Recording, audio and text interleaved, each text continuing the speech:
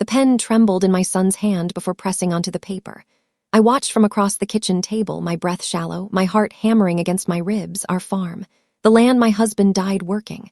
The soil I'd tended for 40 years, gone with a signature. Madison, my daughter-in-law, smiled from her chair, her red lipstick perfect, her voice dripping with false sweetness. "It's for the best, Alina. You can't keep clinging to the past forever." I wanted to scream. I wanted to tear that contract to pieces, but my throat had locked shut, and my son, my only child, couldn't even meet my eyes. He just kept his head down, signing away his father's legacy like it meant nothing. That's when I knew. They hadn't just sold my farm. They'd erased me. And Madison's satisfied smirk told me she'd planned this all along. Caleb finally looked up after the last signature. His voice came out flat, rehearsed. "Mom, don't make this harder than it is." Harder? I'd raised him alone after his father died in that tractor accident 20 years ago. I'd worked myself to exhaustion so he could go to college, so he could have opportunities I never had. And this was how he repaid me, by selling the one thing I had left of his father. "You're selling your father's land, Caleb," I whispered, my voice cracking. "Do you even understand what that means?" Madison reached across the table and squeezed his arm, her touch possessive. "He understands perfectly, Alina. We're moving forward with our lives. Maybe you should too." The look in her eyes wasn't pity or sympathy. It was pure victory. She'd won, and she knew it. That moment broke something inside me. My name is Alina Whitmore, and this is the story of how my daughter-in-law took everything from me. Or at least how she thought she did. I built this land with my husband, John.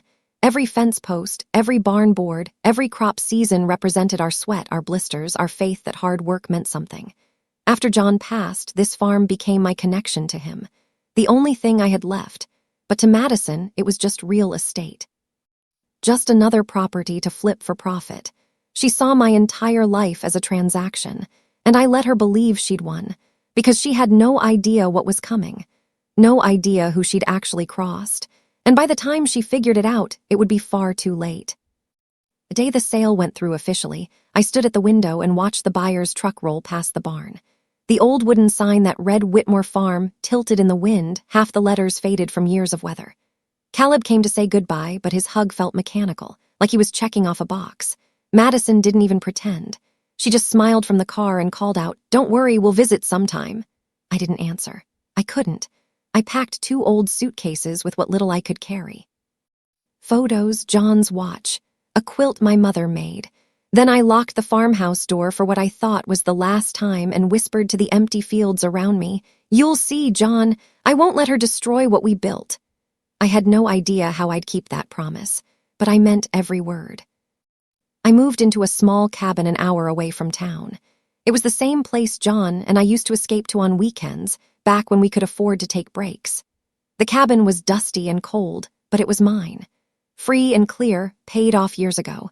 While unpacking boxes, I found an old financial ledger buried under some papers. John's handwriting filled the margins. That's when I remembered something I'd completely forgotten about. 20 years ago, we'd invested in a small agricultural startup called Greenvale AgriCorp. It supplied seeds and fertilizers to local farms. We'd put in $5,000, everything we could spare at the time. I'd assumed it had failed like most startups do. But when I looked up the company online, my hands went cold. Greenvale had grown into a multi-million-dollar enterprise, and according to the old stock certificates, I still owned 38%. I sat at the kitchen table for hours, staring at my laptop screen. The Greenvale website showed a thriving company with distribution centers across 3 states. My mind was racing, trying to process what this meant. Then I clicked on their client list. And there it was, Harvest and Hearth Realty, Madison's company. She'd been building her real estate empire using supplies and services from my business for years, completely unaware that she was enriching the woman she'd just destroyed.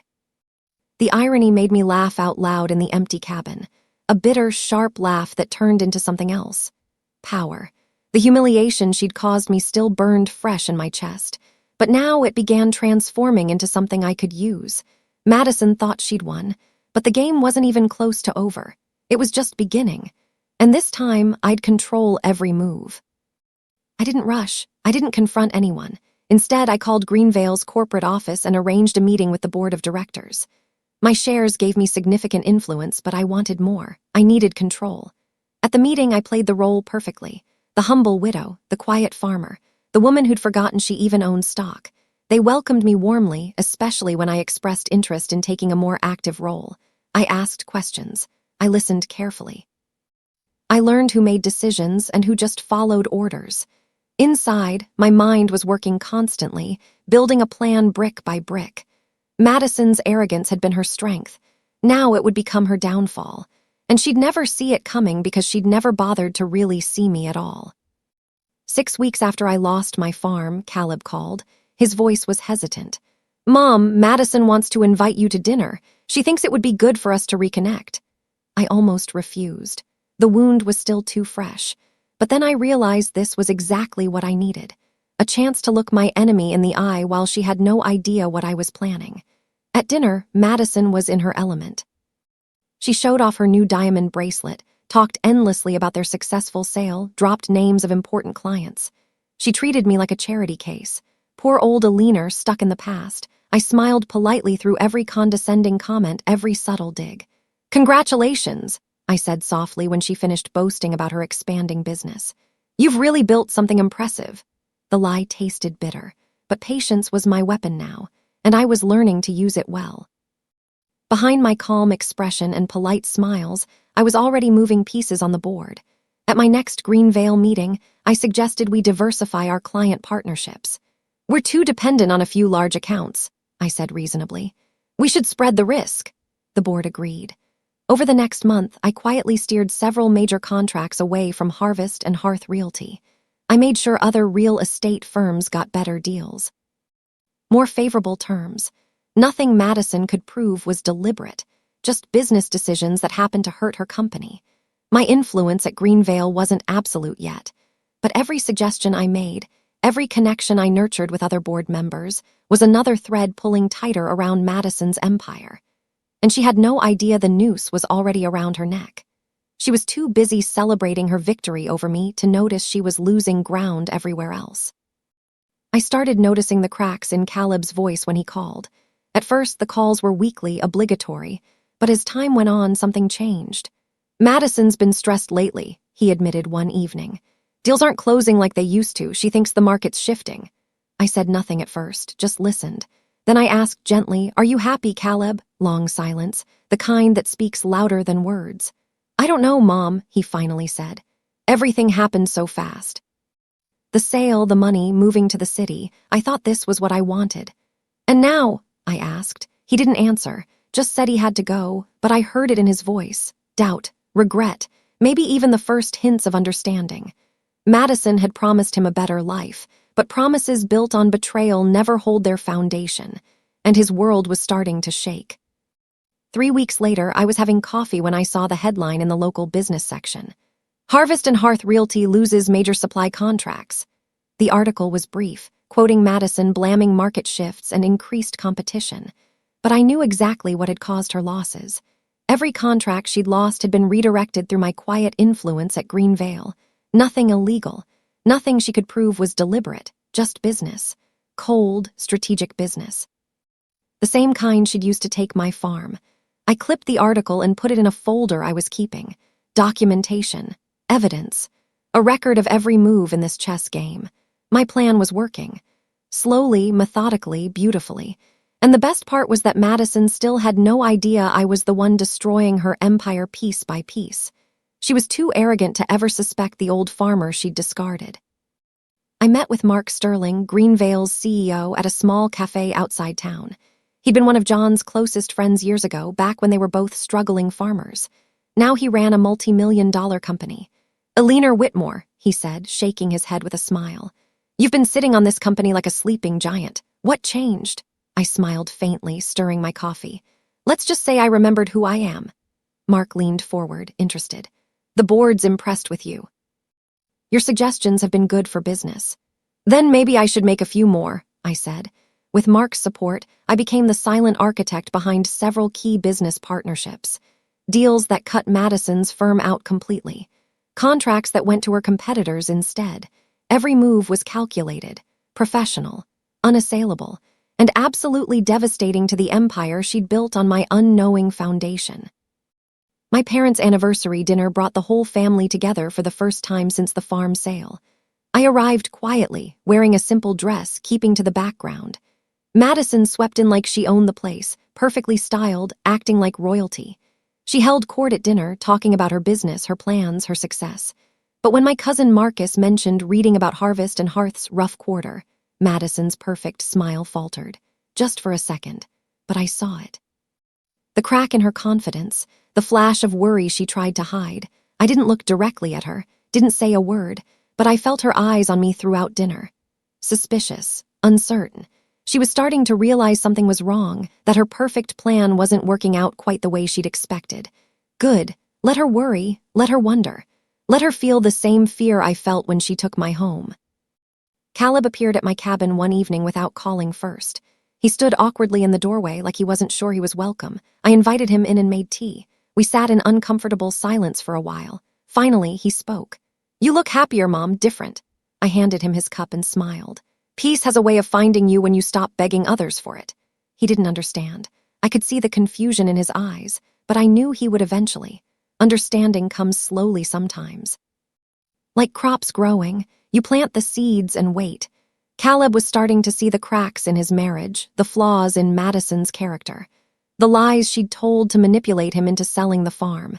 It would take time, but the truth has a way of surfacing no matter how deep you bury it, and I was patient. I'd waited 40 years to build my life. I could wait a little longer for justice. Madison stormed into Greenvale's office on a Tuesday morning demanding a meeting with the board. She wanted better pricing, more favorable terms, preferential treatment. She was desperate, though she tried to hide it behind aggression. I sat quietly at the far end of the conference table, unannounced. I'd positioned myself where I could observe without being immediately noticed. For 20 minutes, she argued and demanded and threatened. The board. Members remained professional but firm. Then Madison paused, scanning the table. Her eyes landed on me. Her face went white, all the color just drained away. "You," she stammered. I smiled calmly. "Hello, Madison. Oh, didn't Caleb mention? I'm one of Greenvale's largest stakeholders. I've been quite involved in our business decisions lately." Her mouth opened and closed, but no sound came out. She looked like someone had punched her in the stomach, and in a way, I suppose I had. The news spread through the local business community like wildfire. Madison's financial recklessness was suddenly being examined. Deals she'd bragged about turned out to be built on shaky foundations. Investors started asking hard questions she couldn't answer. Her reputation, once golden, began to tarnish. I watched from a distance as her empire crumbled. Each day brought new problems for Harvest and Hearth Realty. Clients leaving, suppliers withdrawing, banks becoming hesitant. Caleb tried to stand by her at first. Loyalty, I suppose, or maybe guilt. But as more of her lies and manipulations came to light, even his support began to waver. He called me one night, his voice broken. "Mom, I didn't know so many things." "I know, sweetheart," I said gently, but I didn't offer to fix anything for him. Some lessons have to be learned the hard way, and this was his. Madison showed up at my cabin uninvited on a rainy afternoon. She slammed her car door so hard I heard it from inside. I stepped onto the porch as she stormed up the steps, her expensive shoes muddy, her perfect hair disheveled. "You did this," she screamed, pointing at me. "You destroyed my business, you ruined everything." I stood calm, my hands folded in front of me. "No, Madison, you did this when you forgot that people matter more than property. When you manipulated my son into betraying his own mother. When you decided my life's work was worth less than your ambition." "You can't prove anything," she spat. "I don't need to prove anything," I said quietly. "Your own choices proved it for me. I just gave you enough rope." She left in tears, tires spinning in the mud. I didn't feel pity, only clarity. Justice isn't always loud. Sometimes it's just watching the truth finally catch up. A month later, Caleb came to my cabin alone. His eyes were red and swollen. He'd been crying. "She filed for divorce," he said, sitting heavily at my kitchen table. "She said I ruined her life, that everything fell apart because of me." I placed my hand over his. "You didn't ruin her, son. She ruined herself. You just finally saw her for who she really is." He broke down then, sobbing like he hadn't since he was a little boy. I held him, letting him cry out years of manipulation and lies. "I'm so sorry, Mom," he whispered. "I'm so sorry for what I did to you." "I know," I said softly. "I know you are." Forgiveness is complicated. It doesn't erase the pain. But watching my son finally understand what he'd done, seeing him genuinely broken by his mistakes, that was a start. A small one, but a start nonetheless. 6 weeks later, the announcement appeared in the business section. Harvest and Hearth Realty was going into liquidation. All assets would be auctioned off to pay creditors. The company Madison had spent years building was being dismantled piece by piece. Through a shell company connected to Greenvale, I bought everything. The client list, the property portfolio, the brand name, all of it. When the dust settled and the paperwork cleared, I owned Harvest and Hearth Realty completely. The same company Madison had used to destroy my life now belonged to me. The irony was almost poetic. She'd taken my farm using her business acumen and manipulation. Now I'd taken her entire company using nothing but patience, strategy, and the resources she never knew I had. Some might call it revenge. I called it justice. And I slept peacefully for the first time in months. I didn't tell Madison immediately. Let her wonder who bought her company. Let her panic about her future. Then 3 weeks after the sale finalized, I sent her a letter. Simple, direct. Dear Madison, I wanted you to know that Harvest and Hearth Realty now operates under new ownership. Mine. You work for me now if you choose to stay. Just business, remember? Nothing personal. She called me within an hour, screaming. This can't be legal. You can't do this. It's perfectly legal, I said calmly. I bought the company in a legitimate sale. Everything was above board. Your own financial mismanagement created this situation. I just took advantage of the opportunity, the same way you took advantage of my son's grief to steal my farm. Silence. Then quietly, you planned this, all of it. No, I said truthfully. You created this. I just responded to what you started. Over the following months, Madison's life fell apart completely. She sold her jewelry to pay bills. Her luxury cars were repossessed. The mansion she'd bought with the money from my farm sale sat empty, a for sale sign leaning in the front yard. She tried to rebuild, started applying for jobs in real estate, but her reputation was destroyed. Nobody wanted to work with someone known for manipulation and financial recklessness. Eventually, she left town.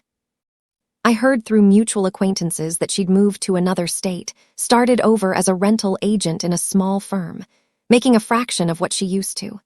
Caleb moved back near me, renting a small apartment, rebuilding his life slowly. Some nights he'd come over for dinner. We didn't talk much about Madison or the farm, just moved forward, one day at a time. That's all anyone can do, really. I never saw Madison again after she left town. Part of me thought I might feel satisfaction watching her fall so completely. But mostly I just felt tired, relieved, empty in a way that was almost peaceful. She'd wanted to erase me, to take everything I'd built and turn it into her success story. Instead, she'd erased herself. I didn't need to reach out. Didn't need closure or apologies or final words. Some endings are meant to stay quiet. The best revenge isn't dramatic confrontation. It's living well, moving forward, reclaiming what was stolen not through anger but through patience and strategy. Madison was gone from my life. That was enough, more than enough. I had no desire to carry her in my thoughts any longer. She'd taken up too much space already. Now it was time to focus on what I'd lost and what I could rebuild. I used part of the money from the Harvest and Hearth sale to buy back my farm. The family who'd purchased it were moving for work and happy to sell. When I stood on that land again for the first time in almost a year, I dropped to my knees and touched the soil. My hands sank into the earth that John and I had worked together. Tears streamed down my face, but they weren't sad tears.